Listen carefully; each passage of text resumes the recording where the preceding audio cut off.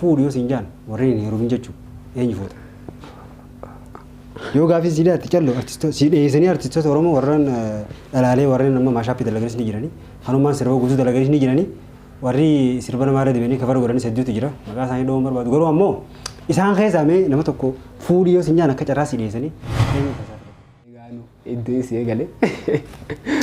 Kanaati gaafa sangaa akkas ture sirbi kun osoo dalagamee dhumarra maastaran fudhadha jee gaafa dhaqu istiidiyoon irratti meeshaan hiyyaa miti mudannoo saayiba hiyyara dhaabbadheetiin dalagee ture sirba kun garuu deemee mudannoo hawaasni ni jaamee ta'a waan kanaaf sirba kana baasee akkana jaa namni hedduun akkanatti wallaahi akkaan jeetti immoo ni ulfaata.